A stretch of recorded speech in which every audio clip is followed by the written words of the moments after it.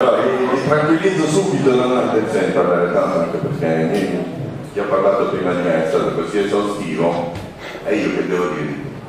Tra l'altro, il motivo per cui sono qui è perché io di marketing non capisco assolutamente niente, tanto meno di web marketing, assolutamente niente. Come molti sapranno, io insegno informatica, ma non sono qui in veste di docente, bensì in veste di presidente di una spin-off che si chiama Oser Consulting, che molti di voi avranno visto al terzo piano, e che è un'azienda, è la quarta spin-off in ordine di tempo dell'Università di Bari. Che significa? Significa che oggi ci sono 18 spin-off all'Università di Bari, significa che è stata la quarta idea in cui l'università ha voluto credere, un'idea di ricerca che poi è diventata un'azienda sul territorio. Differenza enorme, no? Da fare ricerca, e quindi bello il prodotto che facciamo, ma non se ne frega niente che qualcuno lo guardi, fino a confrontarsi sul territorio, e cioè doverlo vendere questo prodotto. Il grosso problema è proprio questo: bravi tutti gli spin-off, o comunque chi fa ricerca dentro l'università, eccezionale, l'open innovation, anzi dico al collega Lepore che se vuole sarebbe contento di fare questi filmati, se mai li facciamo insieme, assolutamente, così vediamo che cosa si può fare. Però il grosso problema è proprio il marketing e le vendite, cioè noi ci siamo confrontati col mercato e abbiamo capito che effettivamente quello che manca alle aziende oggi è capire in che modo fare marketing. E quindi io oggi vi parlerò del marketing parlando però dei miei ragazzi, che sono dei ragazzi che hanno avuto coraggio. Il coraggio oggi, come diceva il dottor Ciccarese, è quello di andare fuori, di andare via, di andarsene e vedere, di farsi valere fuori. Io penso che questo sia vero, l'ho sempre detto, però penso anche che il coraggio, il ragazzo coraggioso, è quello che investe sul proprio territorio, e questi ragazzi hanno investito qualcosa di loro in questo territorio, su un'azienda dell'università, e questo gli fa onore per due motivi. Uno, sono stati poi il professor Santovito per la sua conclusione, perché il professor Santovito è stato quello che ha proposto ai ragazzi di Menignone a fare questa grossa esperienza di 21 giorni. Quindi santo subito direi, perché lo ringraziamo di quello che ci ha potuto dare anche come socio di Oser. E quello che è importante è che questi ragazzi hanno capito che si scontravano contro quello che il nostro direttore marketing chiama l'effetto Benjamin Button. Che vuol dire? Vuol dire che voi siete già vecchi, voi imparate al primo anno cose che quando arrivate al terzo anno, a noi che stiamo in azienda non ci interessa, sono già vecchi, ok? È un problema, questo è il grosso problema dell'università. L'università ha la necessità di formare le persone, l'università ha l'obbligo di dare delle competenze interessanti per chi poi si confronta col territorio, però molto spesso l'università dà conoscenza ma non dà competenza. È un grosso problema, è un problema sul quale noi ci scontriamo quando facciamo recruitment. Allora io vi dirò, la maggior parte dei miei tesisti, anche di marketing, perché non so chi c'è oggi nel corso di laurea in marketing, qualche tempo fa io ero nel corso di laurea in marketing, e i miei tesisti di marketing erano quanto di più bello ci potesse essere, perché quando andavano a fare i colloqui alla Nestlé, alla Nielsen, all'Eurisco, dove andate voi a fare i colloqui, mi chiamavano e dicevano: "Prof, ma qua stanno tutti della Bocconi e sto solo io di Bari". È vero, cioè troverete, quando andrete a fare i colloqui, su 10 persone 9 della Bocconi e 1 poi. Però questi tesisti, queste persone, questi professionisti, che adesso sono professionisti, si sono fatti valere perché hanno pensato in maniera diversa, ed è quello che io vi voglio trasmettere oggi, cioè la possibilità di crescere in maniera diversa, di formare delle competenze in maniera diversa e di crederci. La passione, prima diceva il professor Baldassarre, è importante. La passione in quello che facciamo.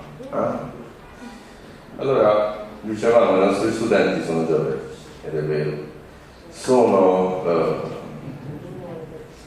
all'interno di uno strano ciclo, cioè in un ciclo che dice questo: nel 2004 non si immaginava neanche quali potessero essere i 10 lavori più importanti e più richiesti nel 2010. Cioè adesso chi fa fortuna è uno che ha studiato nel 2004, ma non gli hanno insegnato le cose che fa adesso.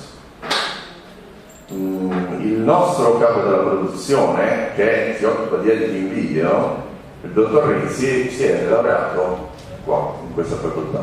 Non sapeva niente di editing video, l'abbiamo assunto per empatia. Non troverete nelle grandi aziende chi assume per empatia, non troverete neanche l'amministratore delegato che vi fa il colloquio, però è anche vero che si dice spesso dei colloqui della Apple, per esempio, in cui Jobs assumeva persone, il product manager, il vice president del marketing di iPhone è stato assunto in Apple senza avere alcun curriculum, solo perché gli è stato fatto un colloquio e gli hanno detto: ma tu mi piaci, vediamo che ti si può far fare. E questo contava esclusivamente, questo come tanti altri. Per cui è vero che voi dovete far valere voi stessi in azienda, ma è anche vero che oggi le aziende ragionano e se ne stanno rendendo conto in maniera vecchia.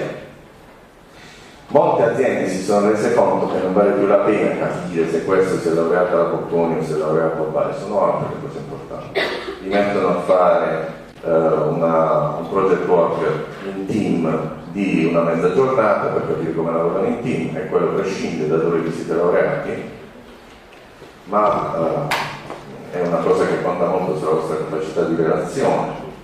Li mettono a parlare e vi assicuro che gli studenti di questa facoltà non hanno niente da invidiare a Parlantina rispetto a quelli di altre università. Quello che mi dispiace, quello che vedo, e ne parlavamo prima con il professor Santovito, è che molti, la maggior parte degli studenti di questa facoltà non gliene importa niente, se posso dire, non gliene frega niente. Voi siete qui all'1:25, io sono qui anche se dovrei essere in palestra, mannaggia, ma voi siete qui perché voi avete avuto il credito, se no quest'anno era voi, e lo so io, lo sapete voi. Il professor Santovito qualche mese fa ha chiesto a tutti quelli del suo corso di fare questa esperienza di Google AdWords in altre aziende. Chi l'ha fatta? Nessuno, solo loro. E allora di che stiamo parlando? Stiamo parlando del fatto che bisogna iniziare a pensare in maniera differente, sia dal punto di vista delle aziende, e questo le aziende lo stanno capendo, ma dal punto di vista vostro. Non dovete studiare per l'esame, questo si dice sempre, ma non dovete pensare come è meglio arrivare alla laurea, ma come il percorso di laurea vi possa servire come competenza da potervi spendere. E in questo, oltre alle competenze dell'università, sono d'accordo con il professor Lepore e con il professor Baldassarre che effettivamente quello che serve è la formazione continua. Vado avanti in queste slide perché dopo di me parleranno i ragazzi e mi interessa che voi sappiate e capiate che cosa dicono. La cosa di cui vi voglio parlare in ultima analisi è questa: la competenza che vi create oggi non è più come prima. Prima la curva delle competenze era molto lunga nel tempo. Se io studiavo marketing, diventavo un esperto di marketing per tutta la mia vita, poi andavo in pensione come esperto di marketing. Bravo, complimenti, ti danno loro tutte le pensione. Oggi non è più così. Oggi la curva delle competenze è schiacciata nel tempo. Per cui arriviamo al paradosso che ognuno di noi, se ha studiato marketing, se vuole rimanere ad essere competitivo self marketing competitivo come competenze sul mercato deve continuamente fare formazione, investire su se stesso in formazione, ma formazione di competenze, deve capire quali sono le competenze che meglio si attagliano al mercato e a se stesso. E questo non è facile farlo, però oggi ci viene incontro una diversa possibilità di fare formazione, che è comunque anche quello che facciamo noi in OSER, ma in cui abbiamo sempre creduto, cioè la formazione a distanza, cioè farsi le competenze come fanno per esempio nelle grandi aziende. In banca, per esempio, non so, è venuta fuori la nuova policy della banca Intesa, invece di mandare tutti i dipendenti a fare formazione un giorno a Milano, gli fanno fare la formazione a distanza durante la pausa pranzo. Perché? Perché le necessità dell'azienda sono diverse, le necessità di chi lavora sono completamente diverse.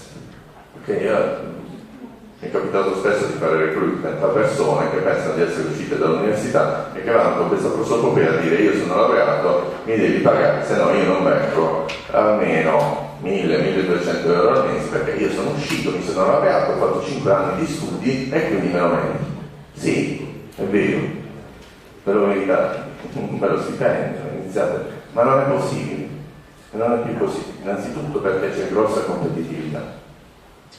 Innanzitutto perché c'è differenza della passione e si vede, se viene uno con la passione da me, che sono piccolo, io lo prendo perché c'è la passione, non perché c'è la competenza, o non solo perché c'è la competenza. Se mai lo vedo come lavora, vedo quello che fa, e qui ci sono molti esempi nella mia azienda, vedo quello che fa e rimane, perché ci vedo la passione, l'empatia, poi la competenza si fa. Okay? Quindi quello che vi dico è cambiare, bisogna essere diversi, bisogna essere pirati. E ora a me ha colpito molto, questa non è un'idea mia, ma oggi è tutto Coca-Cola su internet. Mi piace molto la frase di Steve Jobs, e cioè il modo in cui lui dava forza al team del Mac ai tempi della prima Apple, quando gli diceva: dovete pensare in maniera diversa, perché dovete fare parte dell'esercito o della marina quando potete ragionare secondo regole diverse da quelle che l'esercito e quindi la società vi impone? Perché stare ad agire secondo le regole quando potreste essere dei pirati e quindi ragionare e creare regole differenti, chiaramente all'interno di una struttura che vi dà la possibilità di farlo?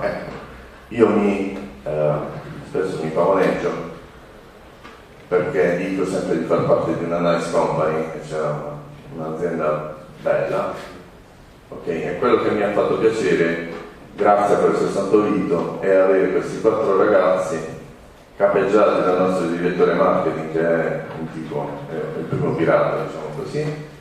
Io li chiamo pirati perché mi piace, perché mi hanno fatto capire come poter imparare anche da persone che hanno un livello di esperienza iniziale, diciamo così, però loro sono entrati in azienda, hanno visto il team, chi era, si sono integrati nel team.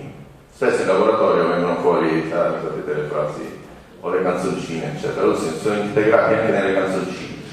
E poi soprattutto hanno iniziato a studiare il prodotto, hanno visto qual era. Per loro non era un compito dell'università, era un modo di mettersi in gioco, era un modo di capire un meccanismo che ora vi spiegheranno, abbastanza complesso, che noi non conoscevamo, quindi loro ci hanno insegnato a conoscere.